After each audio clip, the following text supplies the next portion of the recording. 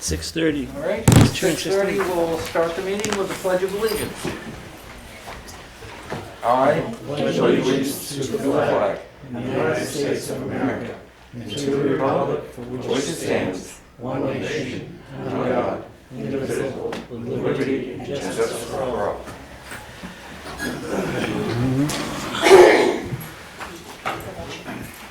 We have department heads here to speak. It's basically the public safety department heads. Eli Vincent, director of Coloneltown, he is not here today because he's at basketball, coaching a basketball game out of town. I will just, he wanted just to let you guys know that both teams came in second in the Gorham tournament this Saw them, weekend. yeah. So that's pretty much all we had, other than just basketball is going strong. And I then saw with the that, pictures. I would invite Chief Charbonneau to give your report, please. So we have our new employee that's on the street now, Robert Sullivan. He'll go to the academy in February. He's already slated to go. We have another one that's in the process. We have a polygraph already scheduled for Friday for him. So we'll just see the outcome of that, and he's better than a potential candidate. So that'll be 2 out of the 3 that we need to hire. So other than that, the street keeps us busy. There's no lack of work, that's for sure. But, that's business as usual. Ted? I got one question. I got an email from Pleasant Street over here Okay. with people speeding because they're using it like as a cut-through street, Okay. asking if Morning, they, afternoon. yeah, they just said if there's something we could do. I don't, I literally got it, the email last night. Did it say morning, It afternoon? was from my cousin, one of my cousin Gina there. She sent it and said that Okay. it's been Sometime- getting out of hand. I'm sorry? Shit, it's been getting out of hand with the, Okay. It would be good to know if it's morning or afternoon, if it's morning commute, school, or in the afternoon, so I can put somebody up there. yeah. But we'll certainly look after that. Okay, thank you. Ted? So we always have normal health officer cases, just housing, stuff like that, orders to vacate. On the pandemic front, we are doing vaccine clinics again the next 4 Wednesdays at the ambulance bay. They're not necessarily large scale stuff. People do need to sort of make an appointment by just kind of contacting us and saying, hey, this is what I need. We can do kids and adults. We also are still doing COVID-19 testing for town staff. So we do that, we've been doing that for what now, Chief, 2 weeks? Yeah. So we do that 2 weeks right at the station, so we have that going on. Other than that, everything else is pretty calm on that front, for a health officer at least. Thanks, Ted. Randy? As far as fire, the fire suppression portion of what we do, they did about a dozen calls last month. That's an assortment of stuff. A couple mutual aid calls, fire alarm activations, things like that. EMS, December was a busy month. We did 160 calls. Wow. 168 patient contacts is what I call them. 103 transfers and 65 911 calls. Last year's totals were, I haven't got it broken down, I apologize for that. We had a very busy year. It was 2,059 contacts. And in 2020, we did 1,891. So, What was that number for 2021? 2,059. What was the second one, 18? 1891. Oh. 160 was. Oh. So last year was pretty busy. This year started off fairly busy. So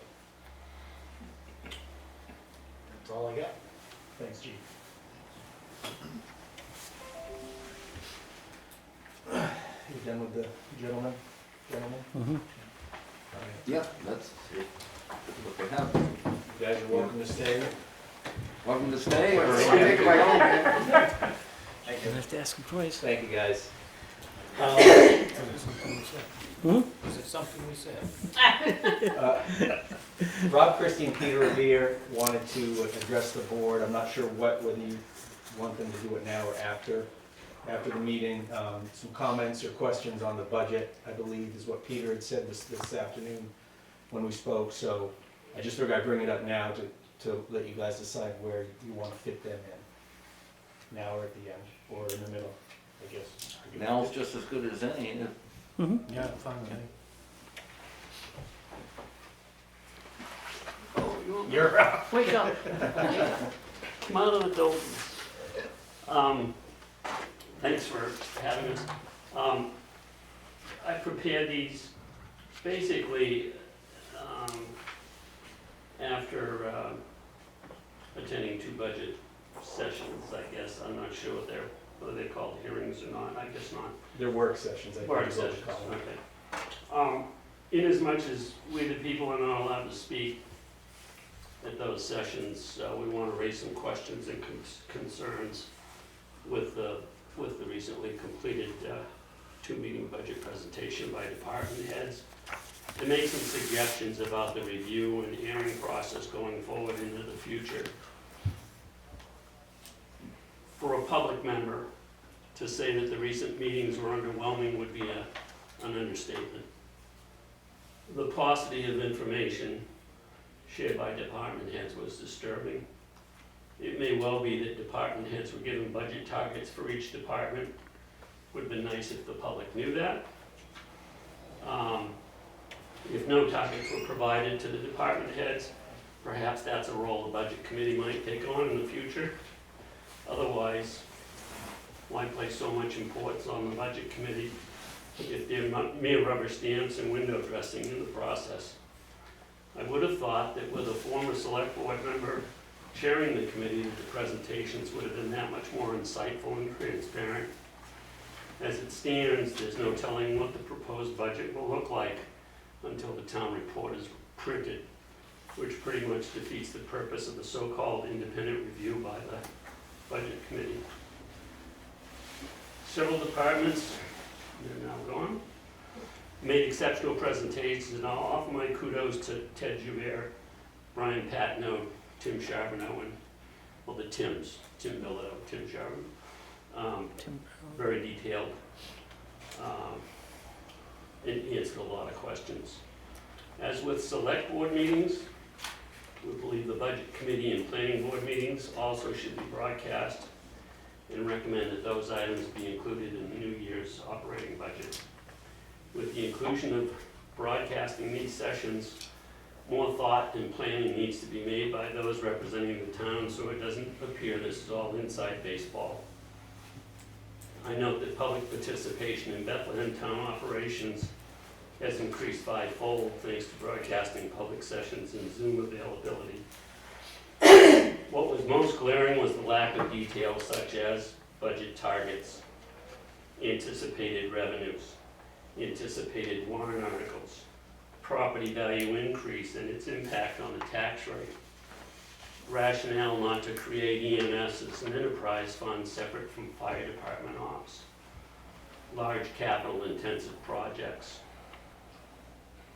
the amount and the proposed usage of ARPA funds. Also believe that there's a need to list in budget committee report review, budget review, the following, and that it be printed in the town report. Sorry. I thought I told him not to call, and he's calling. Is that one of those safety calls that you want to leave and they're going to call? I just It's- called him. It's Texas. It's just Texas. You warranty people. Who knows, yeah. Believe that these ought to be included in the town report.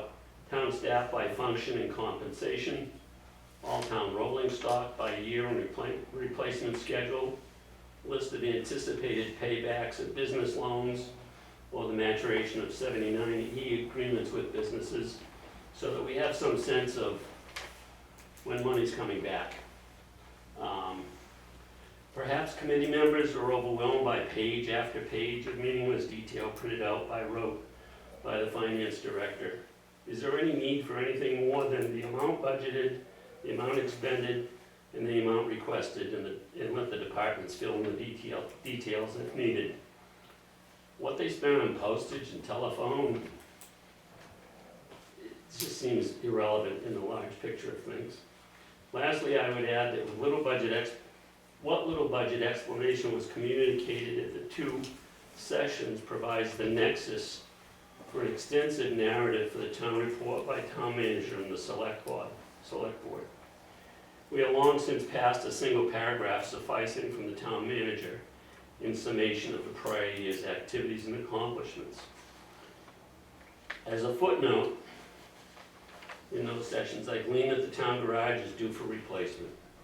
While there was a suggestion it be raised and started from scratch, I beg to differ and believe every effort should be made to address the deficiencies and rectify those in place.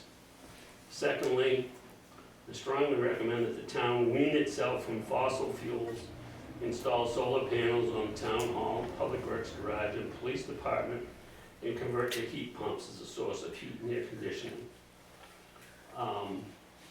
What I was unable to find, and Ben gave me a fairly extensive handout today, was the total fund balance. I don't know whether that's what you call it, but Surplus fund balance. surplus fund balance. Didn't see that anywhere. You know, as I was reading that today, I saw that we're using basically the valuation from last year as a stand-in. I have to believe that if we have an assessor on staff who's generating pretty decent wages, that we should have a better view of whether there's gonna be an increase. I mean, I just know of a handful of sales that were just off the mark, you know, just way much higher than those people had bought them for not a long time ago. So I gotta believe that there's still some growth in our tax valuation. And I'll echo Leo Rideout's comment at the budget hearing that without anything extraordinary in expenditures, we're showing a 33-cent tax increase. Now that's keeping the same valuation plugged into that hole as we had last year. And I believe that will probably be higher, but in that we had close to $1 increase last year. I'm not sure what we're getting for that money. Thank you for your time. Appreciate your help. And Peter, is that what you mentioned, you wanted something to be put in Well, the minutes, right? if she's got the minute, yes, she can have a copy. That would be great, thank you. Thank you. Can I'm sorry, Rob, I thought you guys it was a shared statement, but can I ask Peter a question? Sure. Thank you. While you're here, Peter, I made a comment, I didn't see Leon before we came upstairs, but I asked Troy and Shane about the skating rink. Uh-huh. You talked about a warrant article for money for the skating rink, and I mean, I think that the thought was that, as it is kind of if that's what you wanted to do, that instead of you having it be a petition warrant article, it would be say a selectmen's warrant article like some of the other capital Okay. projects. You want me to tell you what it is? Yeah, I need an amount. Okay, And, yeah. and a purpose for it. Okay, so the purpose is that when the boards were put up, I don't think pressure-treated 4x4s were used. So you see some places where the boards have just raised with a frost in one corner and they're about 7 feet high.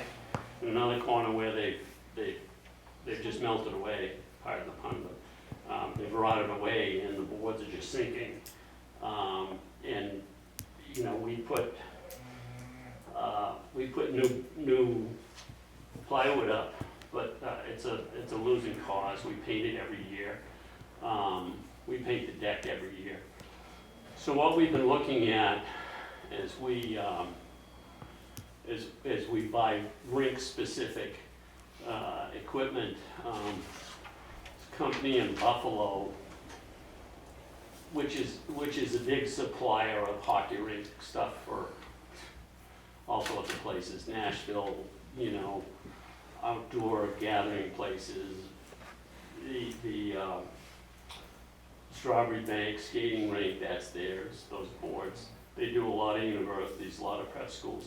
Anyway, when those outfits decide they're gonna retire their boards and get a new set, if they're dirty or whatever, they're not cool enough for the alumni or whatever, they trade them in. And rather than go down and get them and store them in Buffalo, they offer them for sale at usually $30,000 to $35,000. And they're basically standalone hockey boards. They are Lexan faces, so they're plastic. It's a plastic cap ridge on them, and then they're on a metal.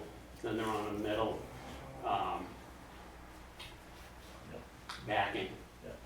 And so what we were talking about was just ripping everything out, having a concrete curb and a 3-foot stretch to set the boards on, and the curb basically would hold all water in the rink, and we wouldn't have to be putting. You probably could come up with a dollar value for that, right?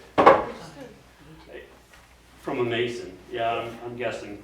I just say that's an awful lot of great detail, but we want to Yeah, define yeah. the budget here. And that's it, and then, you know, maybe later on, we would look to removing the asphalts there because it's humping, and we have a gradient of 2 inches before we can actually skate. We gotta make 2 inches in the low spots before we got any ice on the high spots, so, it gets a lot of use. I don't really know what the numbers are. We put enough time in making ice that we're not down there supervising and counting noses. But I've gotta guess we've got 500 unduplicated people following us on a Facebook page, and I'm guessing we probably have 2,000 unduplicated people that skate there a year, and from all over the place, you know, you name it. So, I don't know, I'm guessing $55,000 would do it, assuming that maybe the town crew could help us just destroy the place, just rip it up. Maybe the plywood's got some value to somebody, but. Give it to the high school for their homecoming. Yeah, do plenty of that. So, I mean, that was one of the, I think that's the kind of the last warrant article that or at least the town warrant article that we'd be looking at doing. And as I said, when Peter came in, he asked if it would be necessary for him to have it be a petition warrant article. And I do talk with Charity, and we kind of feel, you know, no matter what anybody feels, it's a town, kind of a town entity. I mean, and they are in our budget for $5,000. And I agree, but we're gonna have to bring this before the budget committee and Oh, right, yeah, right. see what they feel. Yeah. The skating rink is an asset to the town, as far as I'm concerned, and you put a lot of hours into it the last many years.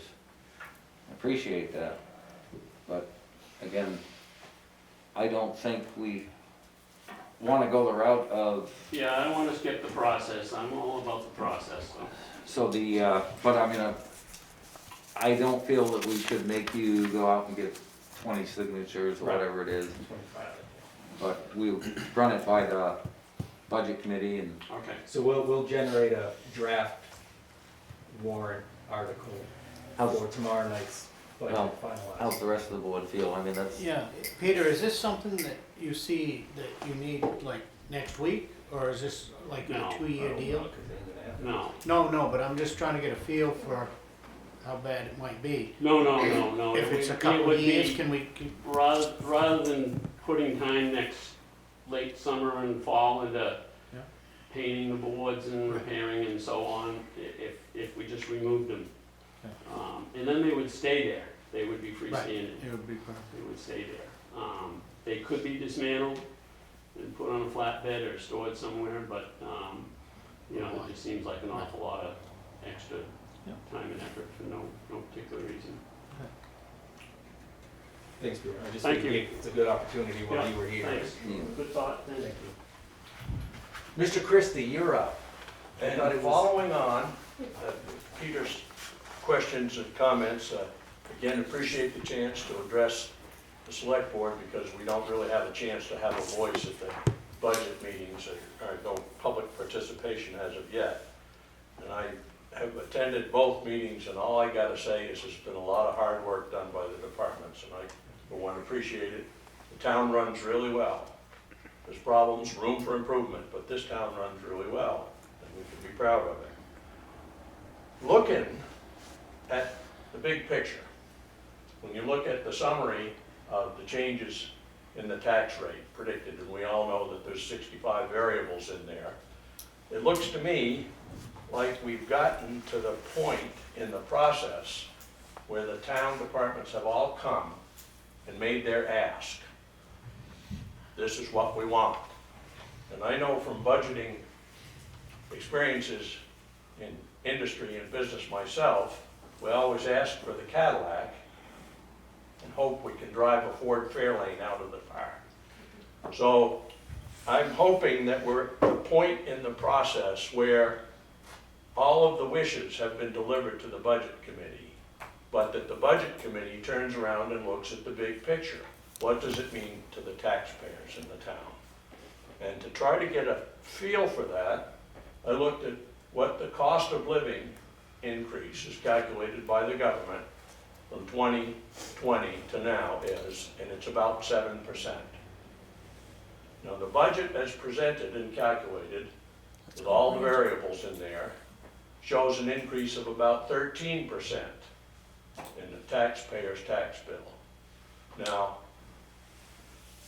yes, we all know expenses are going up. Inflation has come back in 2021, but revenues and personal income hasn't necessarily tracked with that. So I'm hoping that the budget committee can be instructed somehow, or a communication be made to them, that what we want is to look at a cap, 7% increase over 2020, and send the budget proposal that we now have back to the town and the departments and say, we don't have the wisdom to nitpick here and there, but take your 13% increase and work it back to a 7% increase, because that's what the cost of living increase has been for everyone else. And I don't see how we can afford that extra bit.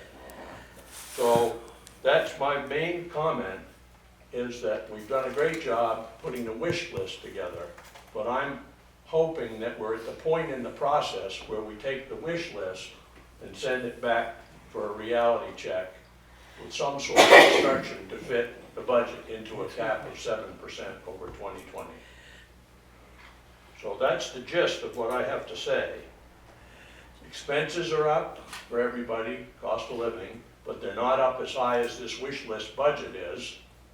And revenues for a lot of people, if you're on Social Security or fixed income, you only got 7% increase. You didn't get 13% increase. So I very much wish that we encourage that sort of discipline imposed on the process and make this a working budget committee that does its job for the citizens. And I'm speaking here because this is a public forum and because I know that the select board also recommends or doesn't recommend the budget in the long run. So I'm speaking to you because I can.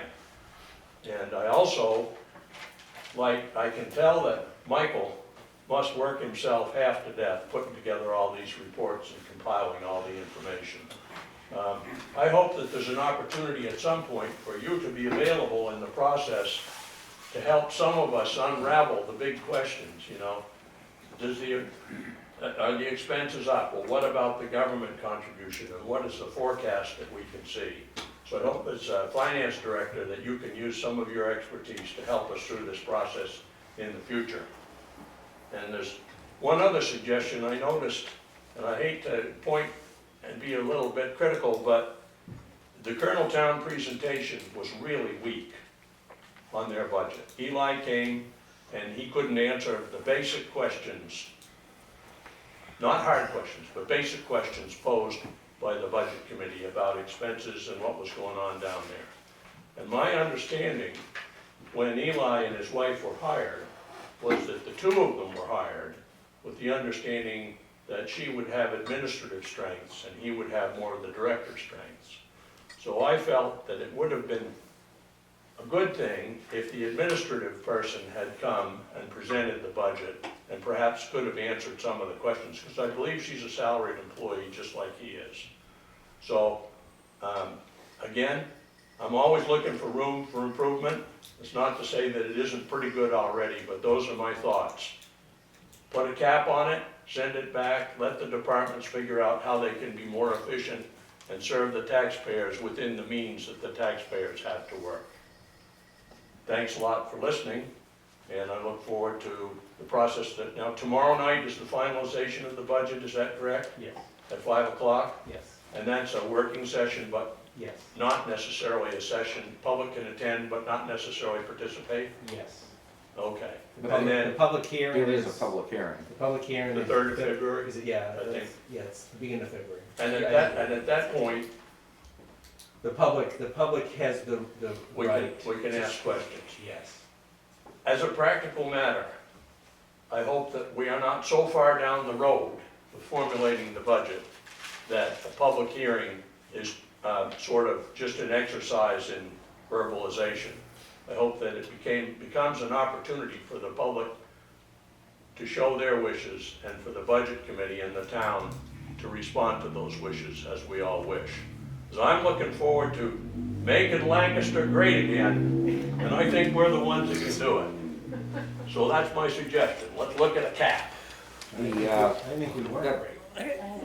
Good question. Troy wanted to ask Yeah, a question. question. Where are we getting the 13%? I kind of took notes when each department head presented just to the selectmen that day. There was no caps or whatever the numbers that Mr. Riviere was referring to. We had no targets, no numbers. Right. My first year, but I took notes from last year to this year, what increases were, and some of the numbers might be a little skewed. We've combined different payments where we put departments together. I think, I'm not quoting, but I think that's where some of Mr. Christie's numbers, because I don't see 13%. I don't know, is it that high? Sure, I can tell you where I got the numbers if that's helpful. I have them written down in front of me, I don't see 13%. On the handout from the budget committee, the page, it's the 4th or 5th page, it's called tax rates. We're looking at the Okay. difference in tax rate. And so from 21 to 22, the tax rate increases 33 cents per thousand. From 20 to 21, it increases 95 cents. But yes, so I'm just talking 1 year. Yeah. We're not going up 13% Well- this year, no. That's what I'm trying to get at. I don't What see Where 13% the yet. 13% came from is 2 I years. looked over the 2 years. Okay, so we're not talking 13% this year, Mr. Christie. And I just want to leave it at that. I don't want The, to discuss it anymore. And just a couple You're screwing points. it, the reporter's taking that in, and that's not true. Just a couple Over 2 points. years, it is 13. No, it's 1 year. We're talking about a Over- 1 year over- budget. But he's saying over 2 years. I know. Which is, the increase for social security recipients and anyone receiving federal funds was 5.6% or something like that. Right. I'm not exactly sure It is. what. And it was that was. 1.4 the year before, that's right, 7% I did. And then, just on the property valuations, we're guided by RSAs. We can't just say, wow, this property sold for, and they have been selling from some extraordinary prices, but we can't just say, this property sold for a great price, so we're gonna raise the evaluation on that property. We've got some pretty strict guidelines that's gotta be followed, and it's on a cyclical thing, and we try to keep as close to that as we can, as far as every year a certain number of properties get evaluated. I think it's 25%. Yeah, I think so. We're due for a full town reval in 23? Yeah, 23 in, next in year. 23, but we can't just Right. sit here as a board and say, we're going up on the evaluation because we've had some great sales. And I guarantee you, we have had some great sales. Yeah, oh, yeah.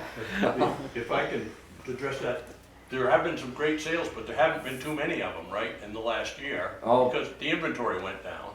Oh, no, Well, it's the busy. inventory's been tight, but I can tell you, And so, people are buying, Yeah, not natives, but people are buying. yeah. So Yes.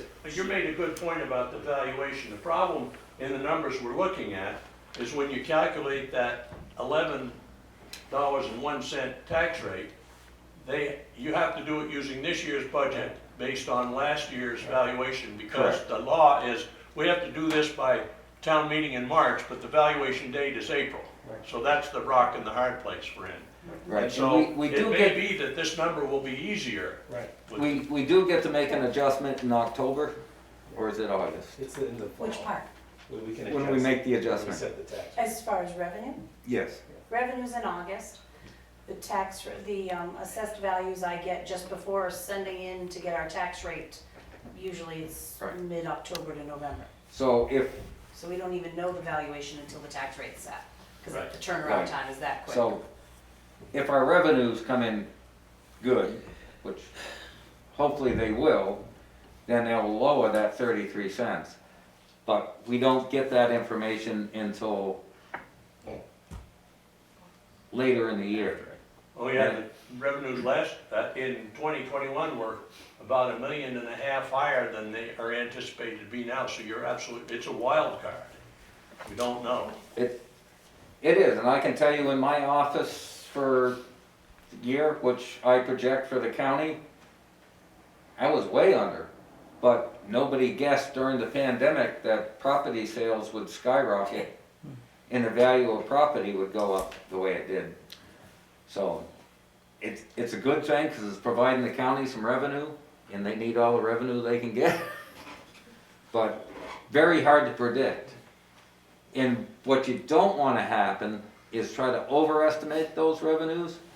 So when we come at the time when we can do the adjustment, instead of going down or being the same as what we projected, that we actually have to go up. So it's a balancing act. Everything in the town and setting the tax rate is a balancing act. And I think everyone sitting up here has a lot of respect, and they know, especially for our senior citizens, anything that goes up on the tax rate You looking at me? can be painful. No, I'm not looking at you. Just because all the audience is senior citizens here. Maybe not. No, not really. But so everyone up here knows people that live on fixed incomes, have relatives that live on fixed incomes, and it's very much a concern I'm on a for fixed income. everyone sitting here on the board that we not overburden them with what we're doing. Yeah. Can you, or maybe Ben, tell me what is the fund balance reserve? What, is that the cushion? So that if you guess wrong, there's a cushion that you can draw from? That can be used as a cushion. I don't know the exact figure right now. I don't. I think it's 1.781 million. Right, well, at the end of 2020, that's what it was. Okay. That's all we can go on. What? Right. We can subtract out what we Well, voted on. yeah, I don't have So the number, we're- yeah, I then mean, if you we're take just out, over $1 million, I think. because then you'd have to take Before we out go into what we this year. appropriated in 2021, Correct. those warrant articles, so. And the water tank sequestered $250,000 of it for Right. 5 years. Unless we rescind that warrant article. Right. And what generally the boards have done in Lancaster is use that to try to smooth out the tax rate, so there's not spikes and then a giant decrease and then the next year another spike. Try to keep that line as smooth as we can. That's generally been the practice of the board, and not always successful, obviously, because expenses and stuff keep going up, unfortunately. But that's generally what we try to do with that fund, is try to keep the tax rate on an even keel as possible. Thank you. Does the rest of the board have anything? Okay, Move on. move on. All right, thanks, guys. Thank you. Old business, review and approve the minutes from January 3rd.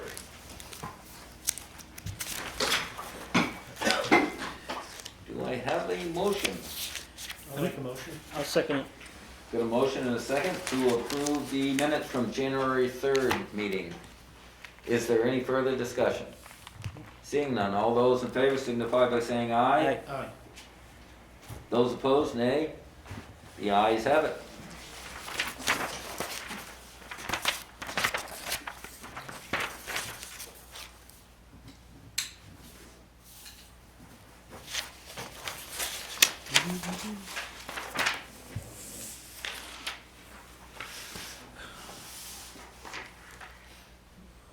Next item is the North Country Fire Mutual Aid District mutual aid contract for 2022. Just sign, so Leon would sign Yeah. top, and then you and Troy sign. There's a spot for you, Leon, that says chairman. Okay. This didn't change financially? No, that's not that's our mutual aid contract through the mutual aid. Oh, this It's is a the mutual radio. aid agreement. Okay, this is Right. the radio. No effect. Right. Okay.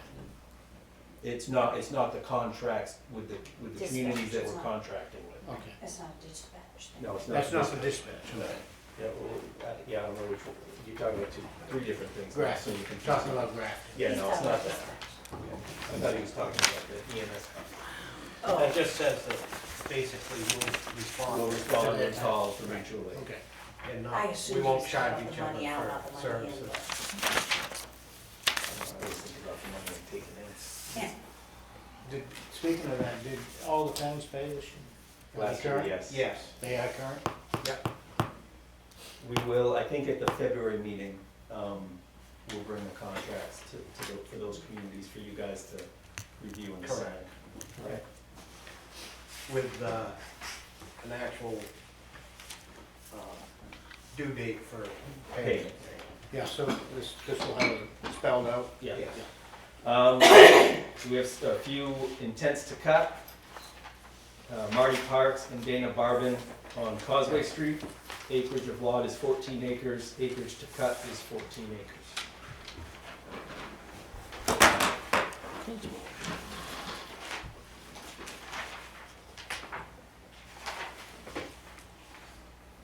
You know how far up that is? I don't. The, Bit near you? it's probably almost a mile past where ours is. It's Oh. beyond the town forest. So it's where the camp is? Yes. Yeah. Thank you.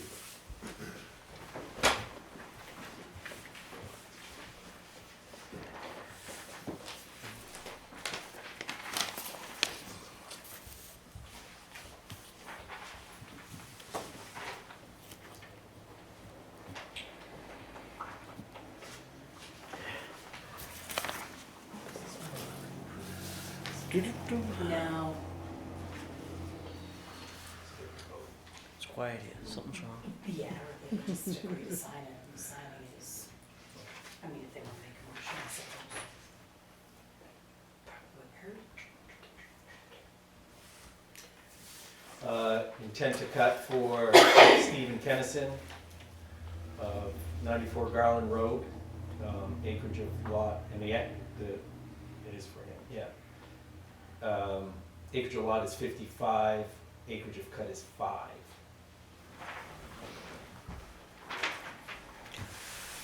Timber, timber.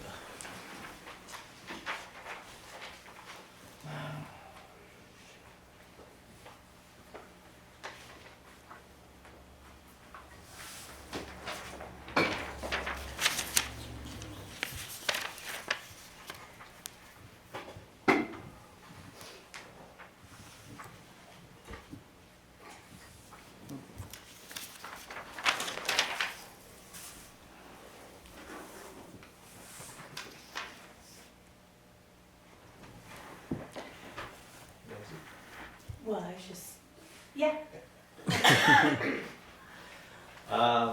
Intent to cut Rodney Hampton, 154 Pleasant Valley Road. 20.54 acres on the lot, acreage to cut 3.5.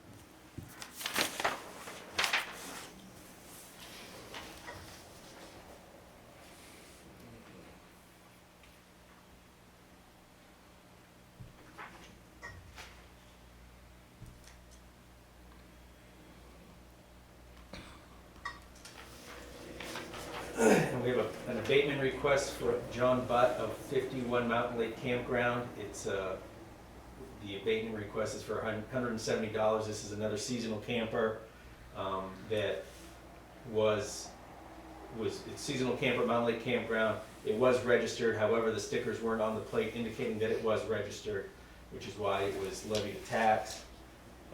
The owner had provided a copy of the valid registration, so therefore they shouldn't have been taxed. So you guys should, if you so choose, vote to approve the abatement and sign the form. But you shouldn't have been taxed because it is registered. We need a motion and a second on that. So you already pay it? Did he pay? No, he never paid it, okay. I make a motion. I'll second it. A motion and a second to grant the abatement to Mr. Butt. All those in favor signify by saying aye. Aye. All those opposed, nay. The ayes have it. And again, that one is just keep. Yeah. There's nothing we can do about it. No, and we're not alone. The next bit of old business wasn't on the agenda, but I think it was something, obviously I wasn't at the last meeting, but from what I understand, Robin had presented you guys with a draft of a building permit application, and you guys were going to review it and then come back with comments and your opinions on approval of it. So I think we're at that phase now. Yeah. The land use permit. Yeah. Again, this is my opinion as one selectman sitting on this board, that we do not need to double our fees for building permits and stuff. And I've got reservations on making it so someone needs a permit to tear a building down.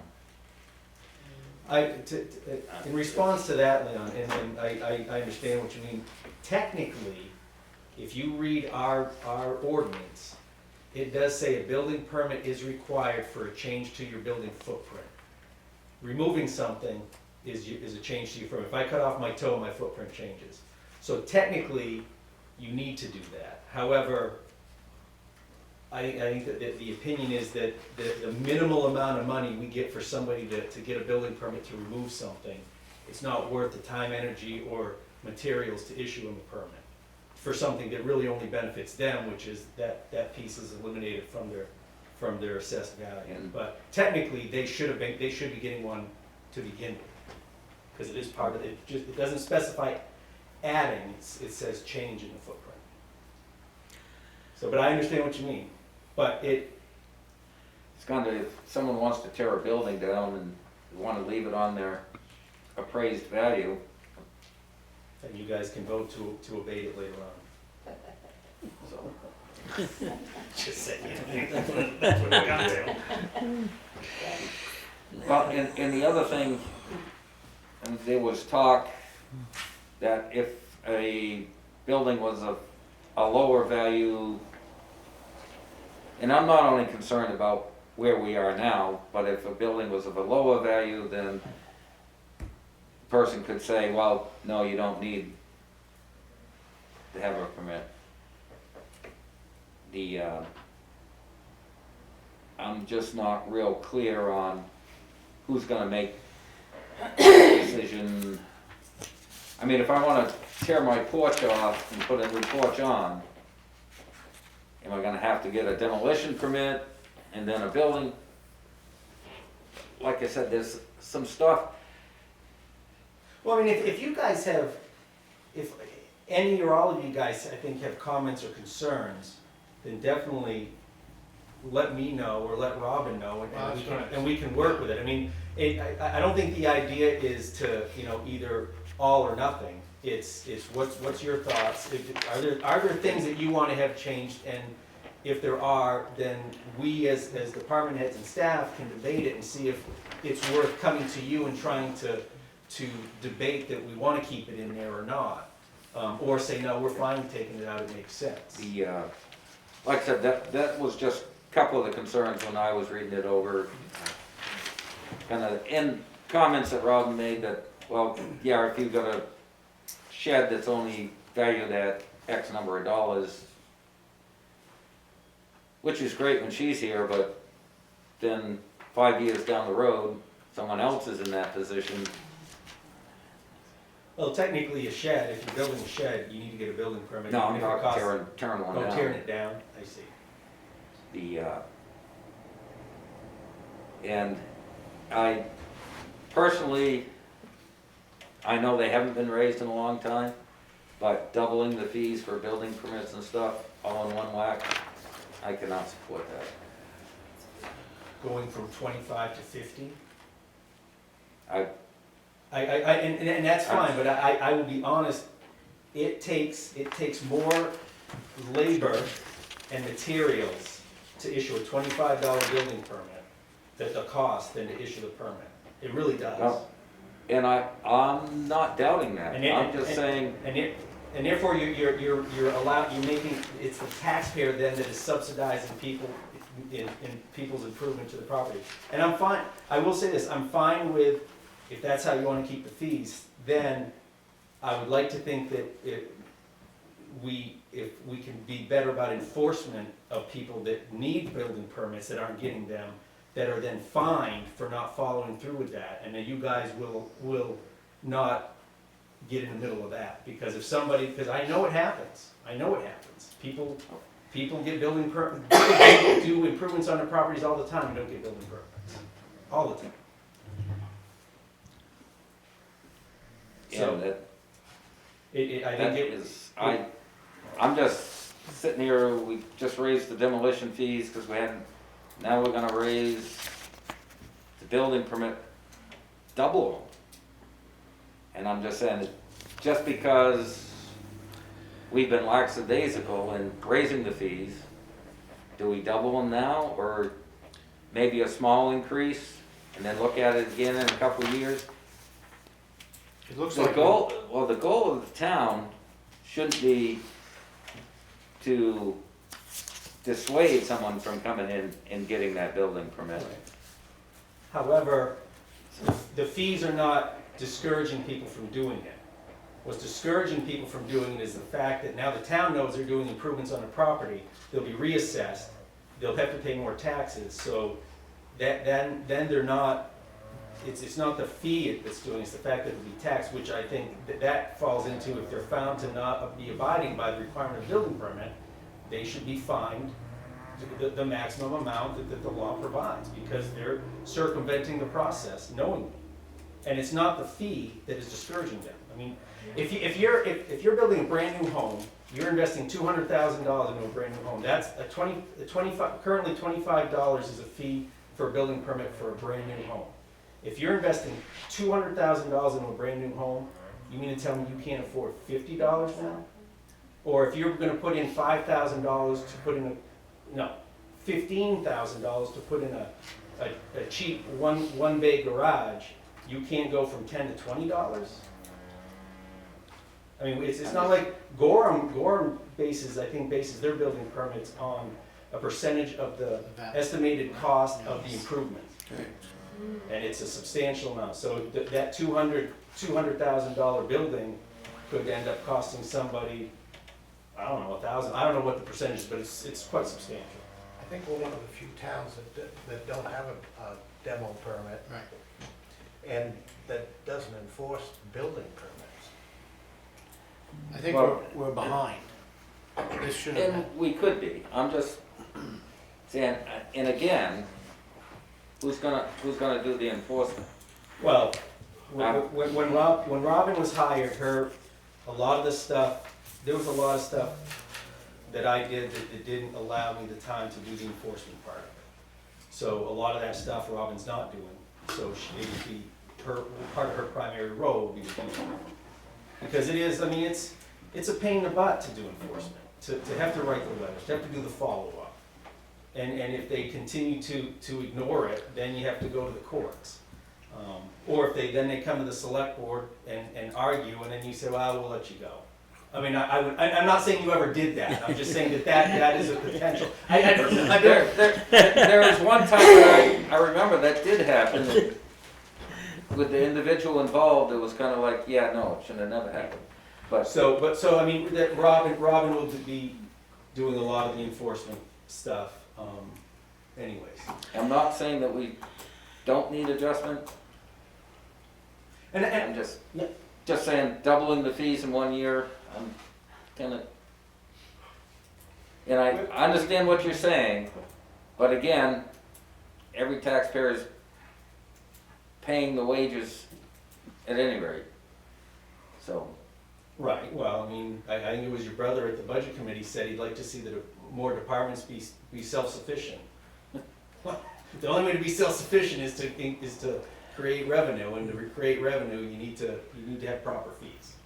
So, I mean, that's and that's fine, I mean, we can, I mean, are you happy with the, say, 50% increase? So, I mean, you go from 25, let's just say 25 to 35, and 10 to 15. Is that- I think that's more saleable to the public, I just, like I said, So you're talking like a step program? Yeah. yes, kind of what we're doing with the, Contracts? with the contracts. I mean, we're expecting our taxpayers to absorb 100% increase in fees, but yet we're asking other towns to, well, we'll gradually build it up. And I know it's not apples to oranges, so to say, No, it is because it's a apples to smaller. oranges. It sure is. Okay, so, so So- are you, I mean, let's just, I don't know what the fee changed, so I think commercial building permits, was that gonna go up to 100? Because Yes. currently, It okay, was so gonna if go we to went 100. commercial from 50 to 75, 75? new homes from 25 to 35, because I don't wanna do, 3750. No, we don't want to do change, but like I said, I think, I'd go right up. What? I said I would go right up to 50. It seems very low when you're making that kind of an investment. And you already said it. So. yeah, but they're not all that kind of investment. Some people are only putting a $500 shed up, and they gotta come in and pay $50, so they're paying. No, they don't No, have to pay, they don't 10 pay, now. yeah, They they only pay pay 10 now, 10. so it'd go to 20. So an outbuilding, it goes 25, and this is just residential, 25 for a new home, 10 for an outbuilding, or 10 for, like additions or renovations to a house. I still like this, and like I said, that's my opinion. I'm only one vote on the board. No, and so that's, I mean, if you guys are gonna vote on the fees, I just wanna make sure it's, How long have these But- fees been in place? Again, since I've been here. waste fees We gone are so up, far behind. tax We should rates have done going steps up, years ago. building permit fees are going up, Okay, so just to, so. cost of food's going up. Again, this, If you can find it. Right.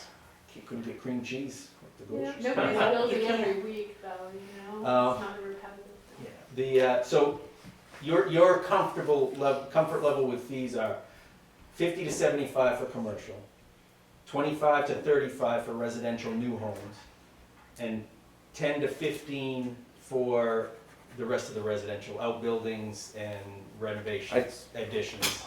personally, I think that's more saleable than 100% increase in 1 year, yes.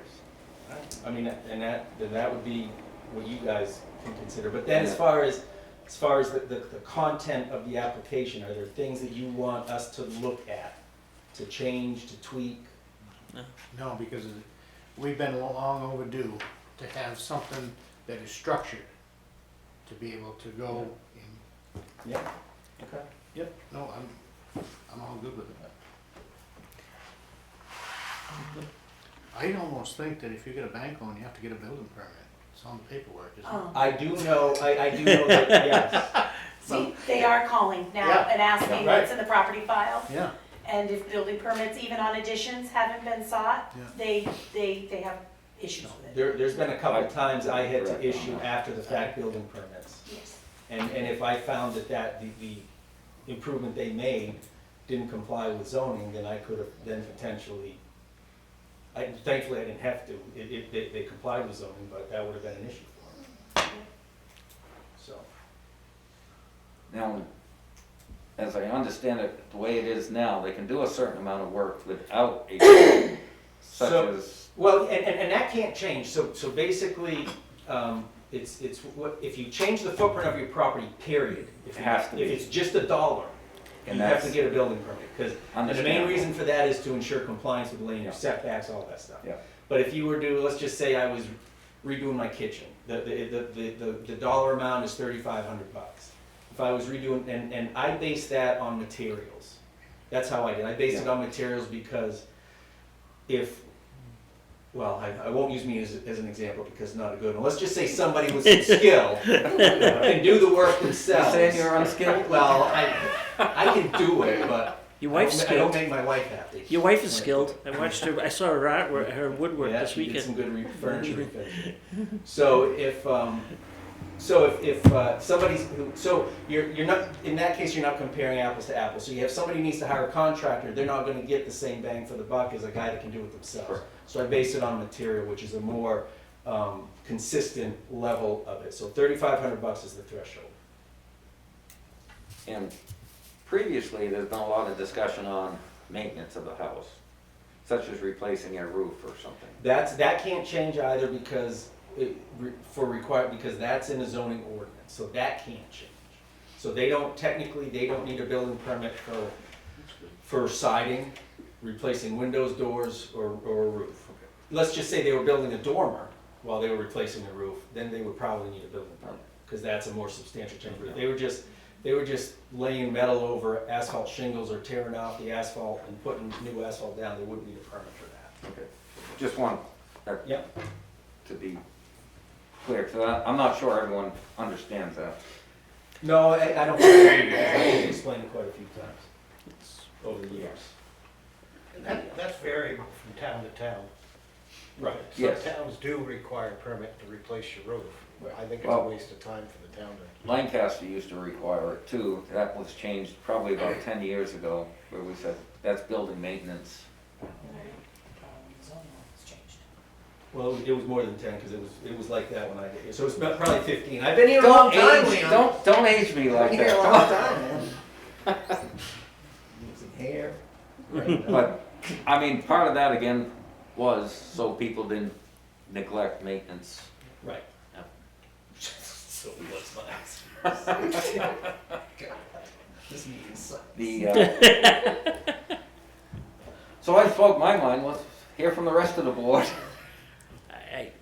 I'm new, it's my first year, I just can't believe it went 20 years without any kind of adjusting. More than 20. You only have a couple more months of, this is my first year, Mary, just so you know. I'm just saying, right now, other than, it was the same with the demolition, it was like, it was due. I see this is due too. We should do it in a step program, you know, over the next few years. The fee part? Yeah, Okay, which is fine. So how many years? I don't know. I think One. we're I don't looking have, at I don't have that many years to go. Wow. Yeah. I think Shorter we're than looking that. at the same thing with 2 or 3 year stuff. Yeah, So we'll come back next year with another fee increase. okay.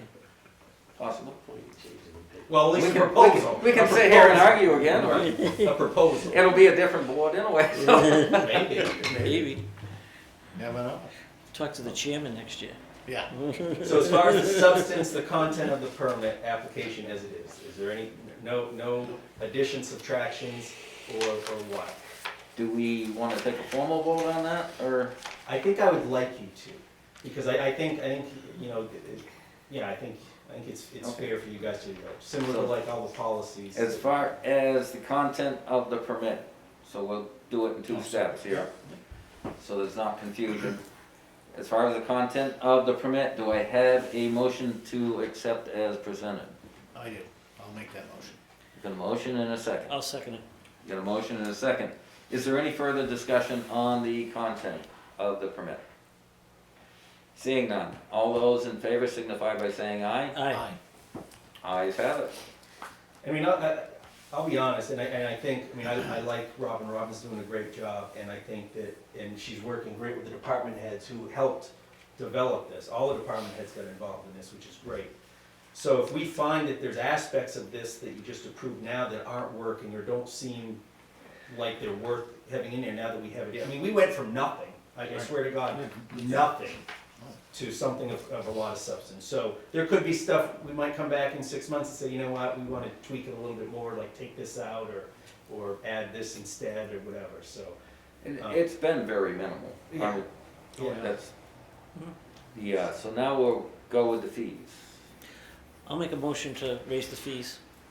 The, As I said, 50 to 75 for commercial, 25 to 35 for residential, new new homes, to 35, 10 to 15 for the others. others, yeah. I'll second it. Got a motion and a second. Is there any further discussion on the fees? We will revisit this next year and get it up to where it needs to be. I would imagine That'll be the next select board the change. town manager and Robin will probably be bringing it up. All those in favor signify by saying aye. Aye. Aye. All those opposed, nay. The ayes have it. All right, new business. A couple things concerning the art mural project that we're in the middle of. We got a donation from a donor specified fund account through the New Hampshire Charitable Foundation for the project for $500. So since it is a donation, it's unanticipated funds. Need you guys to accept that. So that's, entertain a motion to accept the $500 for the art mural project. I make a motion to accept the funds for the mural project. I'll second it. Got a motion and a second to accept the $500 donation for the art mural project. Is there any further discussion? Seeing none, all those in favor signify by saying aye. Aye. All those opposed, nay. The ayes have it. And we also, I think I brought it up, but we didn't get the award yet. We finally got the award from the Tillotson Foundation for the art mural project as well. I remember one meeting, I told you that I had correspondence with them and they said that we would get it. We have received the money, so that's for $1,500 for the art mural project. So I think you guys should accept that as Oh, well. we didn't vote on that? I thought we did. I don't, I thought we did. I can look into it and we can bring it up at the next meeting. I think we did. We did. Okay. I'll double check because I have it in my head that you didn't and I don't want to mess Maybe there that was up, the other so- one. Wasn't there another $500 check There from was $500 from another donation. COP or North Yes. Country Ford? So Right. maybe that's one we did vote Yeah. on. don't But I can know. always, I can do some research, Well, find out and bring it back Doesn't next hurt meeting. to No, it doesn't repeat hurt. it if Yeah, we do. can do it again. Okay. Can do it again. Do I have a motion to accept the $1,500 from the Tillotson Fund for the art mural project? I make that motion. I'll second the motion. Got a motion and a second to accept $1,500 from the Tillotson Fund for the art mural project. Is there any further discussion? Seeing none, all those in favor signify by saying aye. Aye. Aye. All those opposed, nay. The ayes have it. All right, next new business in your packet was a letter from DOT concerning what they call uncontrolled crosswalks along US Route 2 and 3. Well, they say US Route 2, but I think Route 3 is more thing anyway. So apparently they supplied this information to the town in 19. I don't recall ever seeing it, because I was in town meeting then, so I thought I wouldn't have. But they had done some, in response to a request for a crosswalk by the old courthouse, they did a study of all the crosswalks from basically Town Hall to the roundabout, and then down Bridge Street as well. And they outline what they're looking for, they're looking at frequency of use, location, proximity to other crosswalks. What they do is they try to, what they say is where crosswalks are very rarely used, they're saying that vehicles don't expect to see any pedestrians, so they just drive right by, and then there could potentially be a conflict, meaning an accident, hitting a pedestrian. So what they're saying is that those crosswalks that are identified to not have no more than 20 pedestrians in a peak hour, they need to have additional warning signals. They call RRFBs, rectangular rapid flashing beacons. Well, yeah, I know it's engineer speak for big signs that light up when you're gonna cross the street. So they won't accept the little signs we used to put out saying stop for pedestrians in the crosswalk? Right, Right. so what they're saying, they gave some recommendations for crosswalks, and these were in your packets. I have shared this with Robin, Chief Charbonneau, and Tim Brown, our highway foreman. They're basically, the crosswalks that they consider uncontrolled, that don't have high frequency, are basically all the crosswalks from High Street North to the roundabout. And all of those crosswalks, they're recommending either changing locations of them, but all of them, if we want to keep them, we need to place RRFBs at each one of those. Basically two, one on each side of the road. I'll tell you now that looking at them, one is about $2,500. Oh. So we have 5 crosswalks in that section. So during a quarter study, they say if it's the town's intention to continue to maintain the crosswalks in that area, the following will need to be addressed. Two per. 2 per crosswalk, 1 on each side of the road, yeah. So that's $5,000 a crosswalk, roughly. North of High Street, that's the one that crosses basically to the, let's say, the post office, that's when everybody uses. That's the most used one in town, pretty much. Yeah.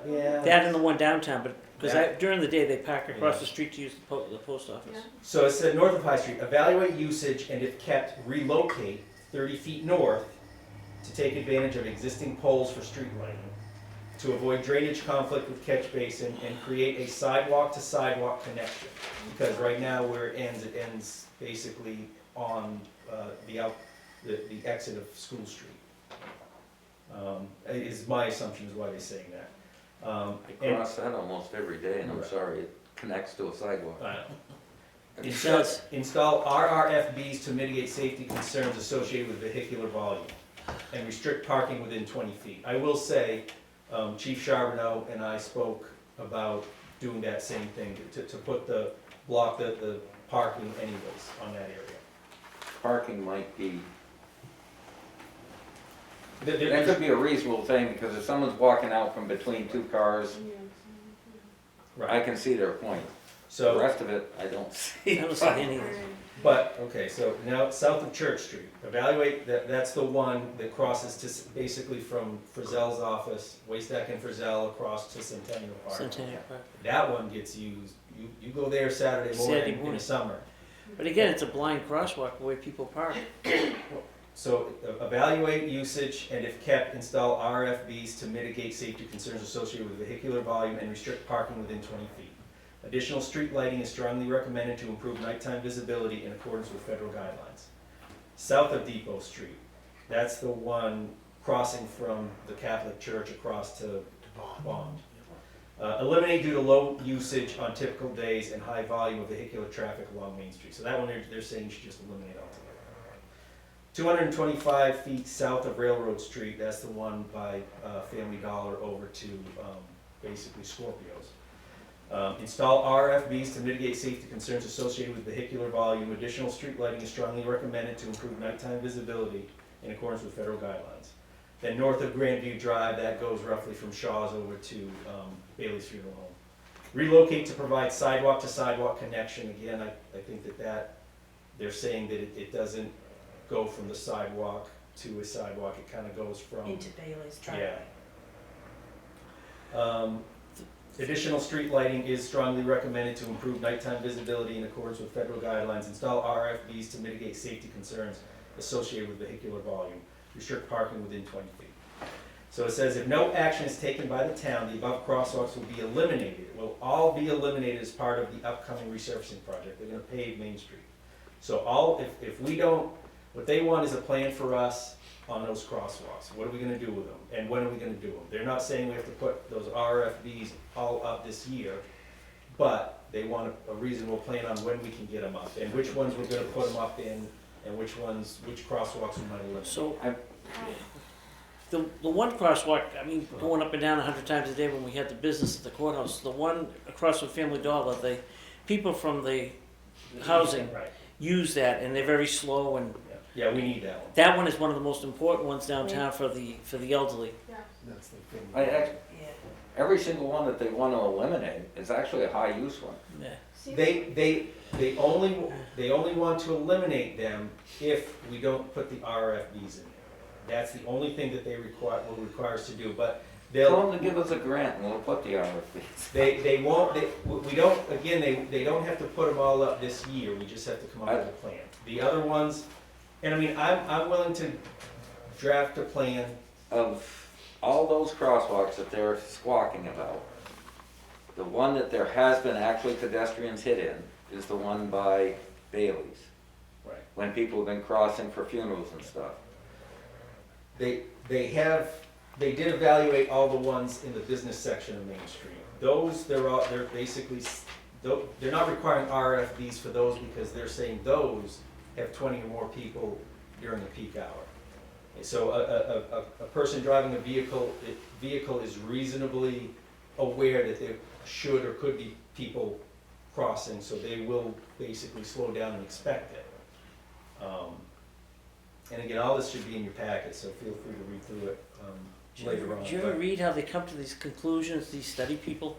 I've met with them on a couple of other towns. Yeah, they said this practice is being used, they basically haven't adopted this practice of studying crosswalks, but it's been utilized in other states. So I don't know whether we're the first ones, I don't know where they using come. that. So in the business section of town, south of Middle Street, they're just saying, so that's the one going basically from National Bank Building across to, Middle Street. no, across to Old Evans Market, Oh, that yeah. crosswalk there, right after the bridge. They, additional street lighting is strongly recommended to improve nighttime visibility in accordance with federal guidelines and restrict parking within 20 feet. That's gonna take away a lot of parking in front of the Evans Market. Is there one there? Or is it, I thought it was by Chesley Block. There's one There is there, another too. one there, hold on, yeah, we got that. North of Middle Street, that's the That's what I- Chesley Block one. That's what I was confused. Additional street lighting is strongly recommended to improve nighttime visibility in accordance with federal guidelines, restrict parking within 20 feet. So those first couple of parking spaces would be eliminated, there's no parking. 200 feet north of Middle Street, that's the one in the middle, I think that's probably the one that goes across to, by the Rialto. Relocate to provide sidewalk to sidewalk connection, and that's because it goes from the alley entrance of like Polish Princess to the alley entrance of Rialto. Additional street lighting is strongly recommended to improve nighttime visibility and restrict parking. I think the parking is restricted there anyways. 100 feet south of Bunker Hill Street, that's the one by El Hop, Old El Hop, I apologize. Relocate to provide sidewalk to sidewalk connection, additional street lighting, blah, blah, blah. Restrict parking within 20 feet. Also, we see this crosswalk as the top candidate for elimination in the downtown area since it is close to two other crosswalks, currently spaced 225 feet apart. I don't disagree with that. We could get some extra parking if we eliminate it. Its elimination could open up more space for parking along the street. Pretty good. Thinking like I- an engineer. The parking that you're gonna take away at the beginning of the street. Make up that. So, But we currently have the best street lighting that's available with the LED lighting. It's still not right, I So- don't think. How are you My going eyes are getting Not in to, the crosswalks, you know. The one by Scorpio. basically what they're, the federal, I believe the federal That's a guidelines, whole mess I right believe the there. federal guidelines is lighting basically right over each entrance of the crosswalk, each side of the road, similar to the RFB right at the entrance to the side. So there'd be more poles, more lights. Well, I don't know too, if they're gonna resurface, that they make those crosswalks yellow or something bright or reflective. Sometimes they're hard to see. I am, Something like Littleton does with the green. I am gonna talk to Tim Brown, I mentioned to Tim Charbonneau, the police chief, about changing the coloring of our crosswalks, yeah. And I'm a little concerned about how obtrusive those signs are gonna be, those flashing Yeah. signs. I mean, especially if you have them where you can see more than one when you're looking down the But we street. have, It's not gonna be pleasant. they're saying we have to have them if we want those. We don't need them for the ones in the business section, is Yeah, what they're saying. yeah. But Peter has a question too, if you. Main Street is business, I don't know, the business district now runs from the bridge to the traffic circle. That's the business I know. district. Yeah, yes, Peter. Meredith has put this signage and these flashing lights in. It really doesn't help the beauty of the downtown at all. Oh, it's amazing. So it's the section where you leave Meredith and you climb up the hill and you're going off to 104 to go out to 93. All the way up there, every crosswalk has got these garish, big square yellow signs that I never saw come on because there was low use of them, but they are ugly. They are uglier than sin. And they're tall, they gotta be tall. They're big, yeah. And it amazes me, they have no problem with the crosswalk up by the Cabot, where people are going 55, 60 miles an hour. This crosswalk up there. It's Oh, that across sure my is. house, where I sold my house, yeah. Oh, that one, yeah. No, there's one by Cabot too. Even though they call us. Hey, well, the last one, north of Bunker Hill Street, Cabot's by our house. No cross. north of Bunker Hill Street, relocate to be south of Bunker Hill Street.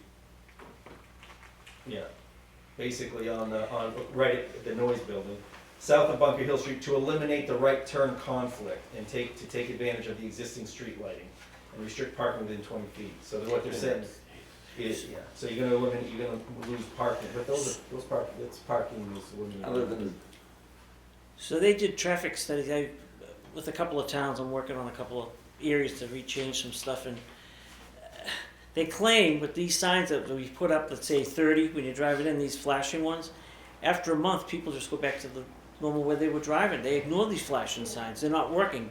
DOT told me this, to study people at DOT, and I went for a meeting on this. So, I mean, I think it's overkill. But and I, Speaking for somebody that drives in Dartmouth, all they call lot, they have flashing signs and then they have signs that come on when you push the button. And you do get complacent looking, because when the button gets pushed, you're assuming it's one of those flashing signs. right. So not that you don't look, but you're kind of surprised when somebody's standing in the road. Littleton has gone to them green marks and they got, and that's a horrid main street to drive through now, because they do have parking right up to the crosswalks. And people are constantly walking out from in between the cars. Right. And because they got the bright green things, they think they don't have to look anymore. Again, traffic study, I'd like to see the traffic study because pedestrians being hit in the crosswalks that I can recall up by the funeral home at night. I'll give them that. Maybe there's something we can do with the lighting. And actually, the one right by the Chesley block that crosses over to the other side. And that was because you had an idiot that passed on the right when somebody stopped for somebody in the crosswalk, because we asked people to stop. And that's how that accident happened, is the idiot behind him decided to go around on the right. So all these flashing lights and stuff are not gonna do one damn thing. Right, And I'll be talking to executive so council. what I'm telling I will be on the phone. So they eliminating all the crosswalks. I'm gonna be on the phone with DOT and Councilor Kenny on this. Right. It's not gonna fly. well, you have a copy of it.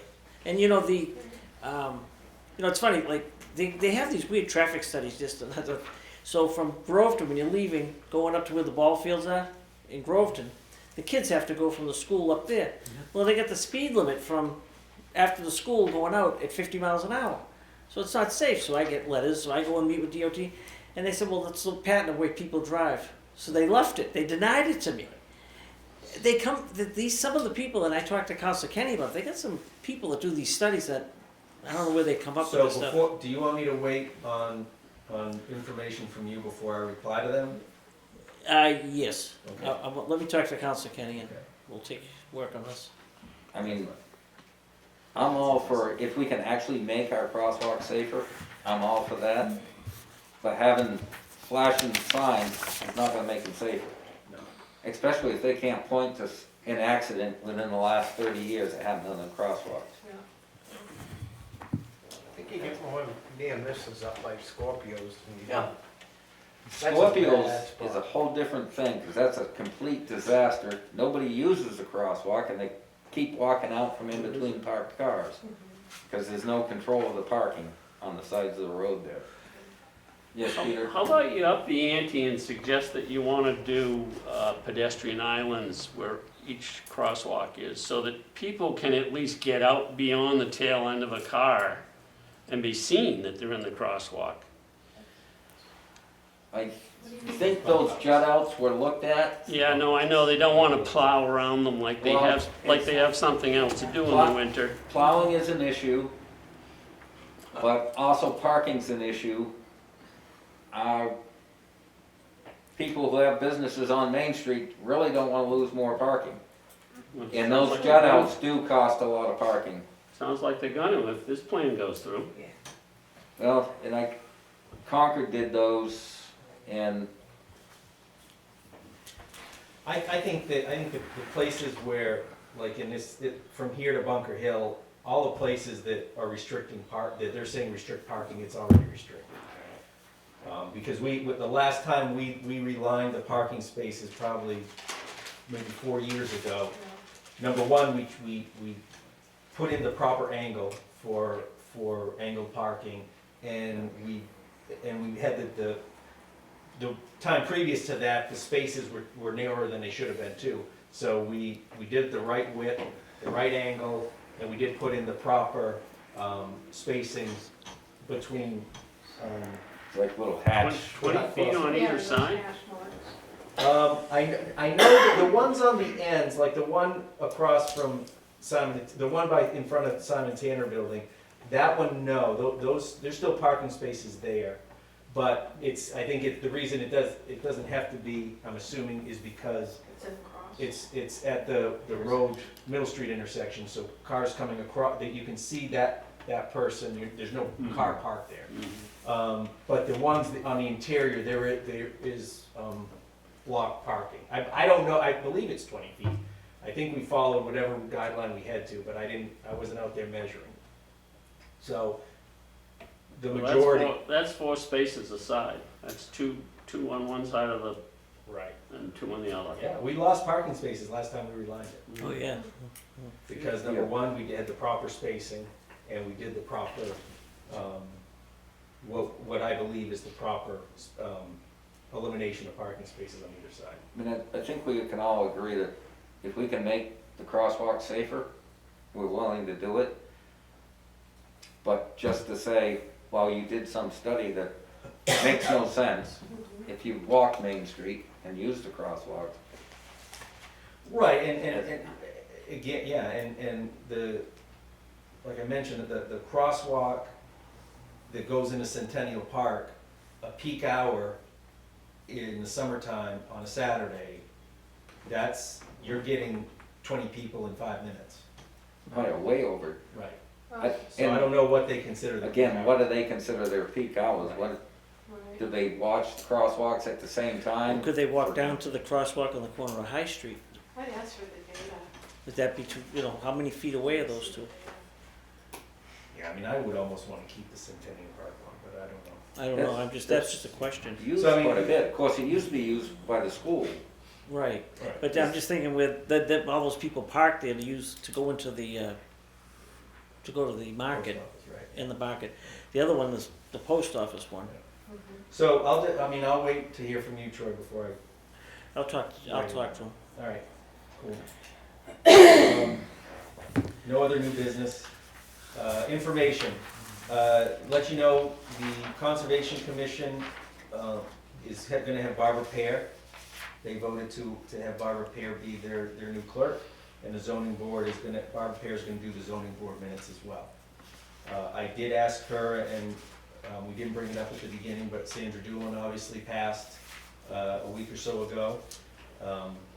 Sad news for the town of Lancaster and the North Country.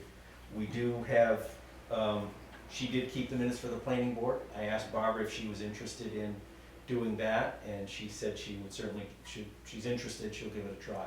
She was the only one. I put an ad out in the paper a few months ago, 2-3 months ago, looking for somebody to do the minutes for Conservation Commission and Zoning Board. She's the only one that responded, so.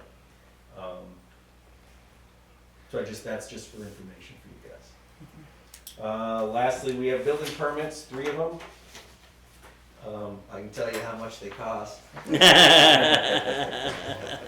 Gary and Robin Baker, this was a renewal. For a building, they constructed a 28 by 52, 3-bedroom, 2-bathroom, single-family home on full foundation with a 24 by 32 detached garage on slab. That's on 22 Mary Elizabeth Lane. They got the house in before the permit expired. They didn't get time to put in the garage. They're gonna do that this year, so that was a renewal. And that was previously brought to your attention last year. Benjamin Smith of 29 William Street. He's renovating a 22-foot by 30-foot first and second floors, including 3 bedrooms and 1.5 baths. He's installing drywall walls, insulation, plumbing, electricity, new fixtures, and refinished wooden floors. And he's removing a 16 by 20-foot shed and reconstructing an open deck and entryway. Meets all the setbacks. And then Jay and Kathy Jean Lavoie, 16 Prospect Street, that's at the top of the park. They're renovating a second floor, 20 by 20 foot space into a bedroom and a bathroom. Construction of walls, installation of flooring, plumbing, electrical outlets, and fixtures. And that's all I got. Anything else? Anything else from the board? Anything from the public? Seeing nothing, we'll entertain a motion. I'll make a motion to adjourn. I'll second it. Got a motion and a second to adjourn. Is there any further discussion? Seeing none, all those in favor signify by saying aye. Aye. All those opposed, nay. Ayes have it. Thank you all.